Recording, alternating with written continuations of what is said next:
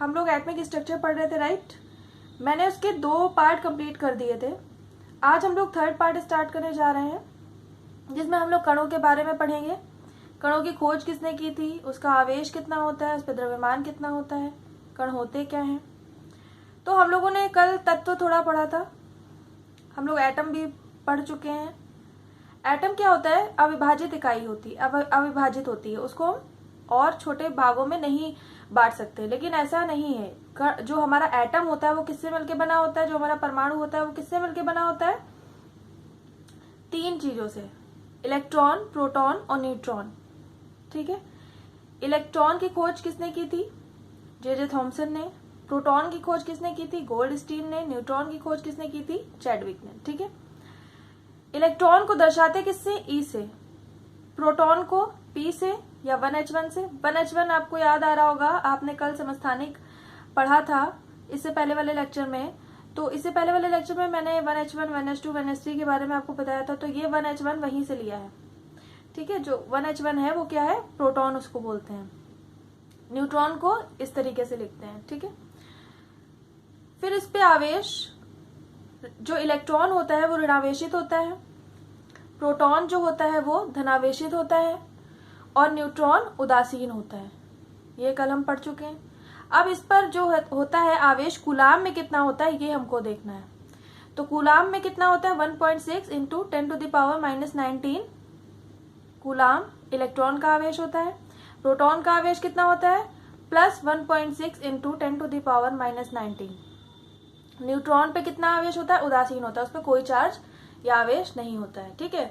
Electron और proton का समान होता है, बस उस पर क्या फर्क होता है, वो ऋणावेशित होता है इलेक्ट्रॉन पे जो आवेश होता है, और जो प्रोटॉन पे होता है वो क्या होता है, धनावेशित होता है। बस इतना फर्क होता है। अब द्रव्यमान देखते हैं। द्रव्यमान कितना होता है, द्रव्यमान मतलब भार। ठीक है। तो कितना होता है द्रव्यमान, 9.11 इंटू 10⁻⁻31 किलोग्राम। ये इलेक्ट्रॉन का द्रव्यमान है। कितना, 9.11 इंटू 10⁻⁻31 किलोग्राम।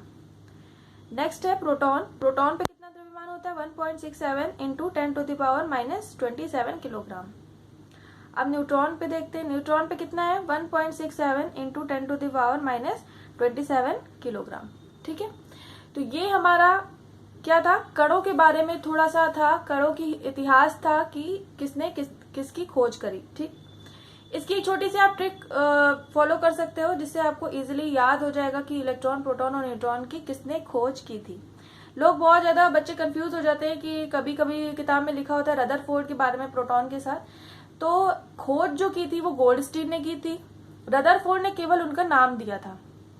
तो जो नाम देता है वो खोजकर्ता नहीं, उसको खोजकर्ता आप नहीं बोल सकते, उसका उन्होंने सिर्फ नाम दिया था कि हम जो हमने खोज करी जिस कण की, उसका नाम क्या होगा, न्यूट्रॉन होगा। ठीक है। तो ट्रिक देख लेते हैं कि क्या ट्रिक फॉलो करके आप इसको याद कर सकते हो। ट्रिक है, ईटा पर नाच। ठीक है।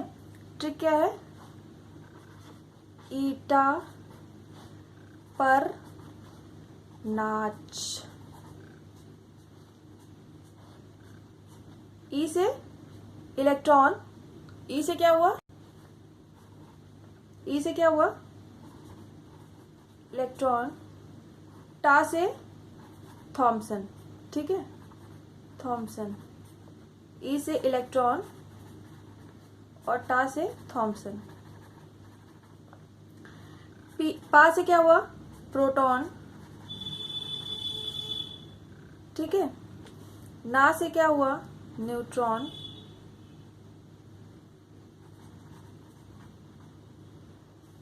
चा से क्या हुआ, चैडविक। ठीक है। चा से क्या हुआ, चैडविक। पा से क्या हुआ, प्रोटॉन। और जो हमारा प्रोटॉन के खोज करता थे वो कौन थे, वो थे गोल्डस्टीन, रदरफोर्ड नहीं थे। तो आप ये याद रखिएगा कि इलेक्ट्रॉन की खोज किसने की थी, थॉमसन ने। न्यूट्रॉन की चैडविक ने। और प्रोटॉन की खोज किसने की थी, गोल्डस्टीन ने। ठीक है। अब आगे बढ़ते हैं। आगे हमको ये देखना है कि कैसे इलेक्ट्रॉनिक विन्यास निकालना है, कैसे हमें ये पता चलेगा कि किस कक्षा में कितने इलेक्ट्रॉन होते हैं, कक्षाएं क्या होती हैं, कक्षक क्या होते हैं, इसके बारे में भी हम देखेंगे।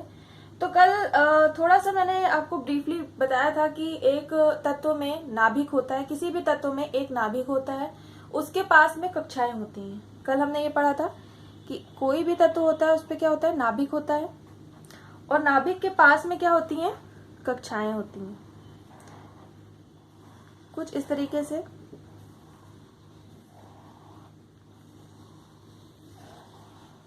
ठीक है, इन कक्षाओं में क्या होते हैं, इलेक्ट्रॉन उपस्थित होते हैं। इन कक्षाओं में इलेक्ट्रॉन उपस्थित होते हैं। इलेक्ट्रॉन मैंने एक एक बनाया है, इलेक्ट्रॉन एक से ज्यादा भी हो सकते हैं, 0 भी हो सकता है। ठीक है, एक कक्षा में कितने इलेक्ट्रॉन होंगे, इसकी खोज की थी बोरबरी ने। इसके लिए एक सूत्र दिया था उन्होंने। तो पहले तो हम ये देखेंगे कि कक्षाएं क्या हैं। ये जो कक्षाएं हैं इनको कुछ नाम दिया गया। ठीक है, जैसे पहली जो कक्षा थी इसको क्या दिया गया, K, दूसरी को L, तीसरी को M, चौथी को N, और ऐसे ही आगे भी। ठीक है, तो अब ये समस्या हुई कि ये कैसे पता चलेगा कि पहली कक्षा में कितना इलेक्ट्रॉन है। अपने मन से तो हम इलेक्ट्रॉन नहीं भर सकते थे, तो बोरबरी ने सूत्र दिया 2n², जिसके द्वारा हम ये निकाल सकते थे कि कितने अधिकतम इलेक्ट्रॉन उपस्थित होंगे किसी भी कक्षा में। ठीक है, अब हमारा ये जो n है इसका क्या मतलब हुआ, इसका मतलब हुआ कक्ष की संख्या। कक्ष की संख्या मतलब पहली कक्षा है, दूसरी कक्षा है, तीसरी कक्षा है ये, या इसको बोलते हैं मुख्य क्वांटम संख्या। मुख्य क्वांटम संख्या, मुख्य क्वांटम संख्या या कक्ष संख्या, इंग्लिश में बोलते हैं ऑर्बिट नंबर या प्राइमरी या प्रिंसिपल क्वांटम नंबर। ठीक है, तो आगे देखते हैं कि n² को क्या बोलेंगे। n² का मतलब हुआ नंबर ऑफ ऑर्बिटल्स, यानी कि कक्षकों की संख्या। कक्षकों की संख्या, कक्षकों और कक्षक, यानी कि कक्षक और कक्षा में क्या डिफरेंस है, और ये कक्षक क्या होते हैं। अगर कक्षा KLMN हो गई तो कक्षक क्या हुए। कक्षा और कक्षक में इतना डिफरेंस है, जैसे गेंद को आप किसी कॉपी पे बना लो और उसी गेंद को अगर आपने हाथ में पकड़ लिया, बस इतना डिफरेंस है। अगर आप किसी बॉल को कॉपी पे बनाते हो तो वो बस इतनी ऐसे ही दिखेगी ना, गोल गोल, बस इस तरीके से दिख गई। हाथ में पकड़ा तो आप उसे हर तरीके से घुमा के देख सकते हो, हर डायरेक्शन में। ठीक है, तो जब आप कॉपी पे किसी भी चीज को बनाते हो वो होता है 2D, और जब उसी आप चीज को हाथ में पकड़ लेते हो तो उसे क्या बोलते हैं, 3D। तो जो कक्षा होती है वो क्या होती है, 2D, और जो कक्षक होते हैं वो क्या होते हैं, 3D। मतलब आप उन्हें हर तरफ से देख सकते हो, सारे डायरेक्शन में देख सकते हो। ठीक है, तो जो हमारी कक्षाएं थी वो क्या थी, KLMN, यानी कि ये पहली कक्षा, दूसरी, तीसरी और ये चौथी। अब कैसे डिसाइड होगा कि किस कक्षा में, ये तो पहली बात आई खोज करके कि कक्षाएं केवल होती हैं किसी भी तत्व में। फिर जब बाद में खोजें बढ़ी, आगे पता चला कि सिर्फ कक्षाएं नहीं होती हैं, उसके अंदर कक्षक भी उपस्थित होते हैं। ठीक है, तो अब ये डिसाइड करना पॉसिबल नहीं था उस समय स्टार्टिंग में। उसके बाद ये डिसाइड हुआ कि किस कक्षा में कितने कक्षक उपस्थित होंगे। तो ये हुआ कि जितनी कक्षा नंबर होगा, मतलब जिस नंबर पे जितनी कक्षाएं होंगी उतने ही उसमें कक्षक उपस्थित होंगे। जैसे ये पहली कक्षा है तो इसमें कितने कक्षक होंगे, 1, इसमें 2, इसमें 3, इसमें 4। अच्छा, ये कक्षक हैं क्या और कितने प्रकार के होते हैं। कक्षक जो हैं वो 4 प्रकार के होते हैं। कौन कौन से, S, P, D और F। ठीक है, S, P, D और F। ठीक, S यानी कि जो K है इसमें 1 थी तो इसमें क्या हो जाएगा, S, केवल S। L में 2 थी, 2 नंबर पे है तो S और P। M जो है 3 नंबर पे था तो क्या होगा, S, P, D। इसमें S, P, D, F, मतलब जो जिस नंबर पे होगा कक्षा होगी उसमें उतने ही कक्षक उपस्थित होंगे। ठीक है, अब जो कक्षक होंगे उसमें क्या होंगे, ऑर्बिटल भी उपस्थित होंगे, है ना। इसमें इलेक्ट्रॉन कैसे भरे जाएंगे, तो ये समझ लीजिए कि ये जो थे उपकोष उपस्थित थे इसमें। ठीक है, ये उपकोष उपस्थित थे। यानी कि S में कितने उपकोष होंगे? S में 1 उपकोष होगा, P में 3 होंगे, D में 5 होंगे और F में कितने होंगे? 7। ठीक है। हर उपकोष में 2 इलेक्ट्रॉन होंगे मैक्सिमम। हर उपकोष में कितने इलेक्ट्रॉन होंगे? 2 इलेक्ट्रॉन होंगे। मतलब एक इस तरीके से ऊपर एरो करके और एक नीचे एरो करके। तो अगर एक उपकोष में 2 इलेक्ट्रॉन है तो 3 में कितने होंगे? 6, 5 में कितने होंगे? 10 और 7 में कितने होंगे? 14। ये मैक्सिमम इलेक्ट्रॉनों की मैं बात कर रही हूँ। ठीक है। अब हम यहाँ पे देखेंगे जो बोरबरी ने रूल दिया था, क्या दिया था? 2n²। ठीक है, 2n²। ये मैंने चार्ट बनाया हुआ है यहाँ पे। ये देखिए, इसमें लिखा हुआ है maximum number of electron in an orbit. ठीक है, मैक्सिमम नंबर यानी कि कक्षा में अधिकतम इलेक्ट्रॉनों की संख्या कितनी है? 2n²। n क्या है? कक्ष की संख्या। मुख्य क्वांटम संख्या भी इसे बोलते हैं। क्वेश्चन आ जाता है कि किसे मुख्य क्वांटम संख्या बोलेंगे, तो क्या बोलेंगे? लिखेंगे आप केवल n को। n² को क्या बोलेंगे? कक्षकों की संख्या यानी कि नंबर ऑफ ऑर्बिटल्स। फिर इसमें ये लिखा है, क्या बताया मैंने, कि किसी कक्षा में उपकोषों की संख्या मुख्य क्वांटम संख्या के बराबर होती है। ठीक है, जो उपकोष होंगे वो किसके बराबर होंगे? मुख्य क्वांटम संख्या के बराबर होंगे। ठीक है, उपकोष मतलब जैसे ये 1 कोष कितना था? पहले नंबर पे था ना, तो उपकोष भी एक ही होगा। L में 2, M में 3, N में 4। ठीक है, अब अधिकतम इलेक्ट्रॉन निकालने के लिए 2n² को फॉलो करना है। n का मतलब क्या हुआ? कौन सी कक्षा है? पहली कक्षा है, दूसरी कक्षा है, तीसरी कक्षा है। ठीक है, तो अगर पहली कक्षा की हम बात करेंगे, पहली कक्षा की अगर हम बात कर रहे हैं तो क्या होगा? 2 × 1 का स्क्वायर, तो कितना होगा? 1 का स्क्वायर आप करोगे तो क्या आएगा? 1 ही आएगा। तो 2 × 1 = 2। अब दूसरी कक्षा की बात करी जाए तो 2 × 4 = 8, 2 × 3 का स्क्वायर बराबर 2 × 9 = 18। ऐसे ही करते जाएंगे। तो ये टेबल मैंने बनाई है। चौथी कक्षा में 32, ऐसे ही करके आगे करते रहेंगे तो आपका अधिकतम इलेक्ट्रॉन निकल आएगा कि किस कक्षा में कितने अधिकतम इलेक्ट्रॉन हैं। अब देखिए, आप बाउ के अनुसार हम इलेक्ट्रॉनों को भरते हैं ऊर्जा के बढ़ते हुए क्रम में।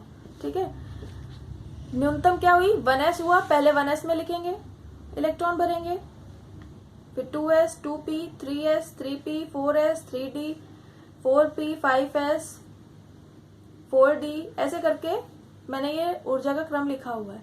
आपको ये सारा रटने की, याद करने की जरूरत नहीं है। आपको केवल 30 इलेक्ट्रॉन भरने तक आपको याद होना चाहिए, पता होना चाहिए कैसे भरने, उसके आगे नहीं आने वाला आपके कोर्स में। ठीक है, चलिए अब इलेक्ट्रॉन भरना भी बता देती हूँ मैं। होता क्या है कि बोरबरी ने बता दिया कि 2n² होगा। ठीक है, K में कितना भरना है? अधिकतम 2, L में 8, M में 18 और N में 32। अधिकतम होने चाहिए, न्यूनतम कुछ भी हो सकते हैं। ठीक है, अब जैसे कि हम सोडियम को लेते हैं। ठीक है, KLMN। सोडियम का इलेक्ट्रॉन कितना हुआ? परमाणु क्रमांक 11। इलेक्ट्रॉन कितने हुए? 11। ठीक है, अब इसको भरेंगे तो कैसे लिखेंगे? K में अधिकतम कितने होते हैं? 2, L में 8, 8, 1। अरे हमने तो पढ़ा था कि M में 18 होते हैं, यहाँ पे तो 8 आ गया, और N में 1 कैसे चला गया जब यहाँ पे अभी पूरा नहीं भरा हुआ है? तो अभी हमने पढ़ा था कि K में कितने कक्षक होंगे? 1, L में 2, M में 3। तो आइए उस तरीके से भी करके देख लेते हैं। इसमें कितने होंगे? S, इसमें SP, इसमें SPD, तीनों होंगे, है ना? तो इस तरीके से भी भर के देख लेते हैं, आप वाव का नियम लगा के। क्या कैसे करेंगे? 1s, देखिए इसको लिखेंगे हम इस तरीके से, ये है ना ऊर्जा का क्रम, तो ऐसे लिखेंगे।